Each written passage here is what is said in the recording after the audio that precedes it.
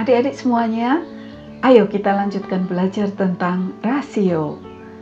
Dalam video ini kita akan bahas beberapa soal latihan sebagai evaluasi seberapa jauh kita sudah mengerti apa yang kita pelajari. Tetapi nanti juga adik-adik bisa menemukan soal-soal yang lebih banyak dalam link yang saya tuliskan di bawah ini. Mari kita mulai dengan soal nomor 1. Penduduk desa lereng memiliki mata pencaharian yang beragam. Tetapi di antara berbagai mata pencaharian itu, yang berjumlah besar adalah kelompok petani dan pegawai negeri. Perbandingan jumlah petani terhadap pegawai negeri adalah 3:2. Diketahui terdapat 150 pegawai negeri di desa tersebut. Berapakah jumlah petani di desa lereng? Nah, ini mudah sekali.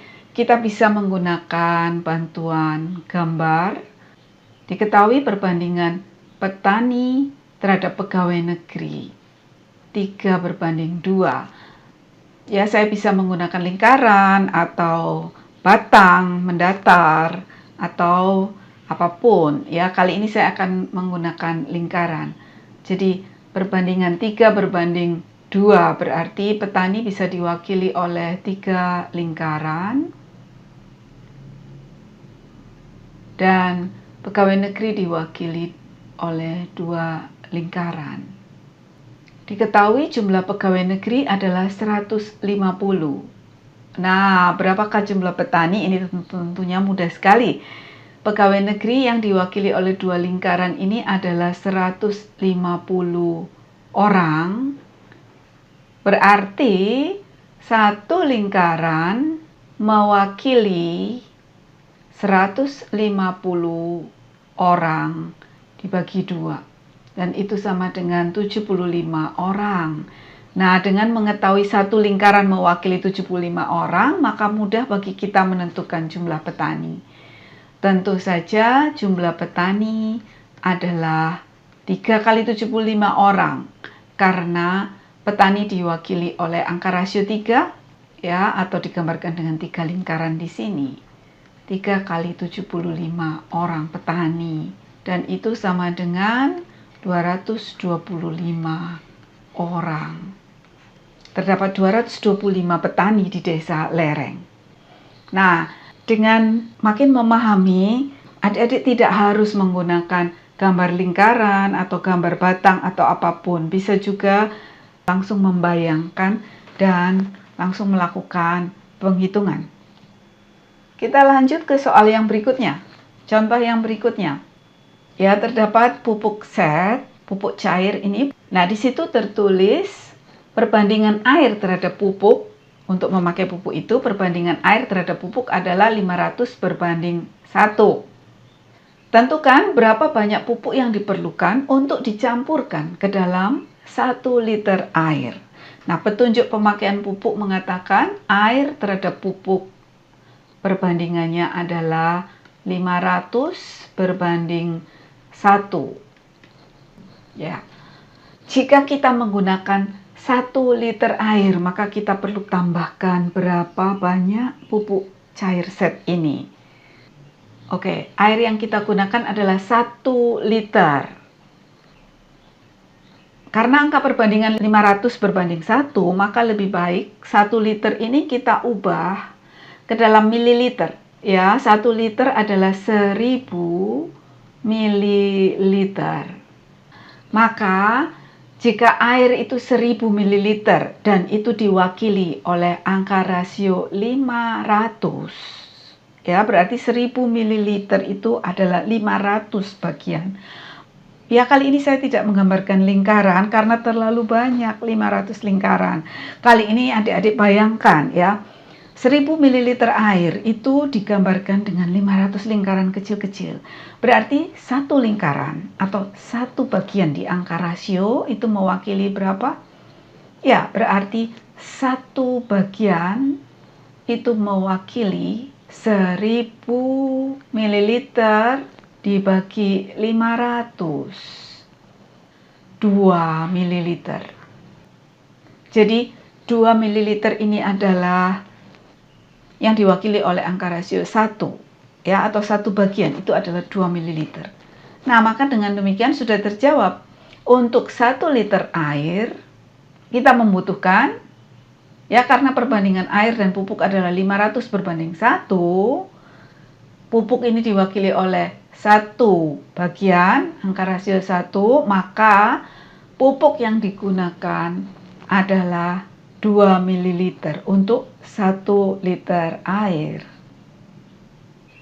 Jadi adik-adik coba pikirkan, kalau 1,5 liter air, berarti pupuknya yang dibutuhkan atau yang harus dicampurkan berapa banyak? Ya, coba juga menghitung kalau 2 liter air, berarti pupuk yang harus dicampurkan berapa banyak? Ya, coba adik-adik temukan jawabannya. Selanjutnya kita akan lanjut ke nomor 4. Kita lompati nomor 3 ya di dalam contoh soal-soal ini. Setelah melihat banyaknya beras hasil panen dari ladangnya, Pak Adi mengatakan bahwa perbandingan jumlah beras yang akan disimpan terhadap beras yang akan dijual adalah 3:5. Kali itu Pak Adi memperoleh 300 kg beras sebagai hasil panen keseluruhan.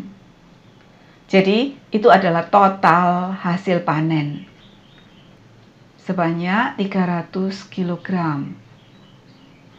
Tentukan berapa kilogram beras yang harus disimpan dan berapa kilogram yang akan dijual. Nah, dari hasil panen ini hanya ada yang akan disimpan dan akan dijual. Selain itu tidak ada lagi. Maka total hasil panen yang 300 kg ini diwakili oleh berapa bagian? Ya, total tentunya adalah penjumlahan dari yang disimpan dan yang dijual. Karena dari semua hasil panen hanya akan ada dijual dan disimpan. Berarti 300 kg ini diwakili oleh 3 tambah 5 bagian, yaitu 8 bagian. Kali ini saya tidak menggambarkan lingkaran ataupun batang-batang, ya. Adik-adik coba bayangkan sendiri. Jadi yang disimpan diwakili oleh 3 batang misalnya, yang dijual diwakili oleh 5 batang. Maka berarti total dari hasil panen adalah 3 tambah 5 batang atau 8 batang. Ya, atau 8 bagian di dalam angka rasio itu. Berarti dengan demikian kita sudah tahu kemana arah kita akan menghitung berapa kilogram yang harus disimpan dan yang dijual. Ya, mudah. Berarti yang harus disimpan berapa kilogram? Kalau itu dinyatakan dengan 3 bagian, maka ya tentunya dari total hasil panen 300 kg itu kita bagi dulu dengan 8. Karena total tadi diwakili oleh 8 bagian atau 8 batang. Ya, maka dari sini nanti dari penghitungan 300 kg dibagi 8, kita akan mendapatkan satu bagian itu diwakili oleh berapa kilogram? 300 dibagi 8. Hasilnya adalah 37,5 kilogram. Jadi satu bagian itu mewakili 37,5 kg. Kalau demikian, yang disimpan berarti karena 3 bagian, maka yang disimpan adalah 3 kali 37,5 kg. Dan itu adalah 90 kg, 3 kali 30, bisa berpikir begitu. Lalu tambah 3 kali 7, kita pecah-pecah lagi antara 7 dan setengah ya. 3 kali 7 adalah 21 kg. Masih harus ditambah lagi dengan 3 kali setengah, adalah 1,5 kg. Nah, menghitung seperti ini juga boleh. Ya, memang cara berpikir boleh seperti ini. Ya, maka 90 kg ditambah 22,5 kg. 112,5 kg. Ya, ini adalah banyaknya beras yang perlu disimpan. Untuk banyaknya beras yang akan dijual berapa? Ya, beras yang akan dijual tentu saja dari total hasil panen dikurangi yang disimpan. yaitu 300 kg dikurangi 112,5 kg. Maka kita dapatkan 187,5 kg. Ini yang akan dijual. Tapi kalau kita menggunakan perbandingannya, ya, yang dijual itu diwakili oleh angka rasio 5 atau 5 bagian, maka kita bisa melakukan perhitungan seperti ini. Ya, seperti tadi, satu bagian sudah diketahui 37,5 kg, maka kita tinggal melakukan 5 kali 37,5 kg. Ya, atau kalau kita hitung dari awal, kita bisa lakukan seperti ini, 300 kg dibagi 8 untuk mendapatkan satu bagian itu mewakili berapa kilogram, lalu kita kalikan dengan 5. Ya, maka kita dapatkan 37,5 kg kali 5. Ini kita akan hitung 30 kali 5, 150 kg, tambah 7 kali 5, 35 kg, tambah setengah kali 5, 2,5 kg, 187,5 kg. Ya, hasil yang kita dapatkan ini sama dengan penghitungan yang menggunakan pengurangan tadi. Jadi adik-adik bisa mengatakan kepada Pak Adi, kalau total hasil panennya 300 kg beras dan Pak Adi menghendaki perbandingan jumlah beras yang akan disimpan terhadap yang dijual adalah 3:5, berarti Pak Adi harus menyimpan 112,5 kg beras dan sisanya dijual, yaitu sebanyak 187,5 kg. Nah, mudah bukan? Selanjutnya kita akan melihat contoh yang lain. Kali ini saya tidak akan menggambarkan lingkaran-lingkaran atau batang-batang, ya. Dengan jenis contoh yang berbeda ini, mari adik-adik kita bayangkan. Ya, rasio jumlah orang yang telah mendapat vaksinasi COVID terhadap total jumlah penduduk di suatu wilayah adalah 2:5. Tentunya dari seluruh penduduk itu hanya bisa dibagi menjadi 2 golongan, yaitu yang sudah vaksin dan yang belum vaksin. Nah, yang sudah vaksin 2, total adalah 5 bagian, ya, 2:5. Maka berarti dari situ kita bisa tahu yang belum mendapat vaksin berarti berapa bagian? Ya, yang belum mendapat vaksin adalah 3 bagian. Nah, kemudian diketahui jumlah penduduk di wilayah tersebut adalah 1.750 orang.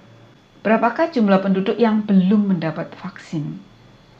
Jumlah penduduk 1.750 orang ini diwakili dengan angka perbandingan yang mana? Angka rasio yang mana? Ya, tentu saja dengan angka rasio 5.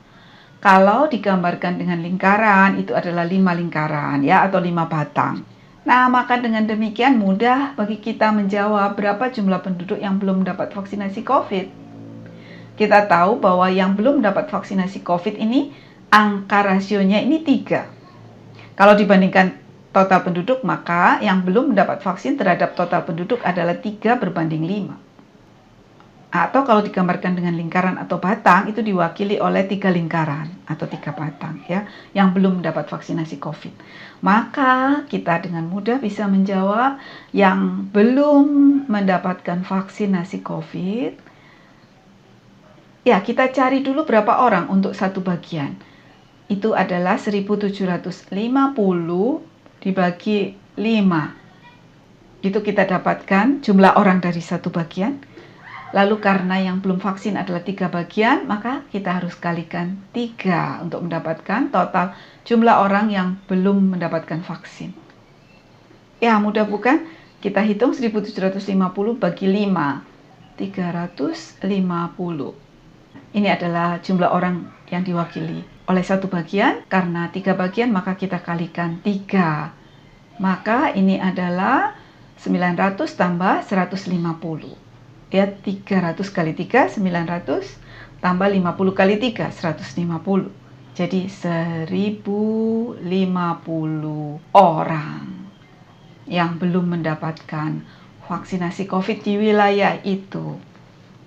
Nah, adik-adik lihat bahwa banyak soal, banyak kasus kita bisa selesaikan dengan mengetahui berapa ukuran yang diwakili oleh satu bagian.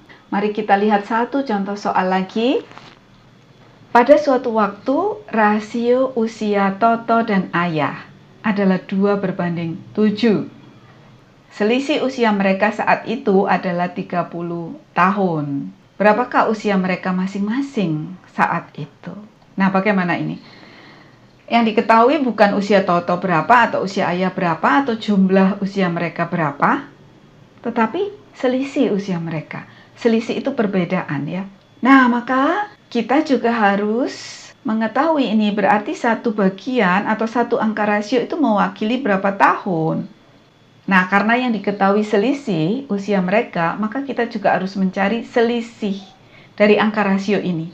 Atau jika diwakili dengan lingkaran atau batang, kita mencari selisih lingkaran atau selisih batang. Ya, tentunya selisihnya adalah berapa? Antara 2 dan 7 selisihnya adalah 5 ya. Jadi selisih diwakili oleh angka rasio 5 atau 5 bagian. Atau digambarkan dengan 5 lingkaran atau 5 batang. Kalau selisih usia mereka 30 tahun, maka satu bagian itu mewakili berapa tahun? Ya, 30 tahun bagi 5, dan itu sama dengan 6 tahun. Jika kita sudah dapatkan satu bagian mewakili berapa tahun, mudah bagi kita menjawab. Usia Toto yang diwakili oleh angka rasio 2 atau 2 bagian adalah 2 kali 6 tahun, yaitu 12 tahun. Ya, sementara usia Ayah yang diwakili oleh angka rasio 7 atau 7 bagian adalah 7 kali 6 tahun, atau itu adalah 42 tahun. Lihat selisih usia mereka berapa ini? 42 dikurangi 12 ya. Selisih usia mereka adalah 30 tahun. Betul, sesuai dengan yang dinyatakan di dalam soal. Nah, adik-adik, untuk usia, perbandingan usia dari 2 orang atau 3 orang itu tidak selalu berlaku kapanpun. Jadi jika misalnya rasio usia Toto dan Ayah adalah 2:7, ini hanya berlaku saat itu atau di tahun itu. Tetapi untuk tahun depannya, rasio usia akan berubah. Itu yang adik-adik perlu ingat ya, rasio usia berubah-ubah, tidak selalu tetap kapanpun itu. Baik, demikian latihan soal kita kali ini. Untuk soal-soal yang lain, ya sekaligus juga soal-soal yang tadi sudah kita bahas ini, dapat ditemukan di link yang saya tuliskan di bawah ini. Adik-adik kerjakan semua latihannya untuk latihan sendiri dan untuk melihat sendiri sejauh mana adik-adik sudah mengerti masalah rasio ini. Dan untuk latihan soal yang perbandingan 3 hal ya atau lebih dari 2 hal, bisa juga dilihat di dalam video rasio, apakah itu bagian yang ketiga. Di sana ada contoh soal yang dibahas.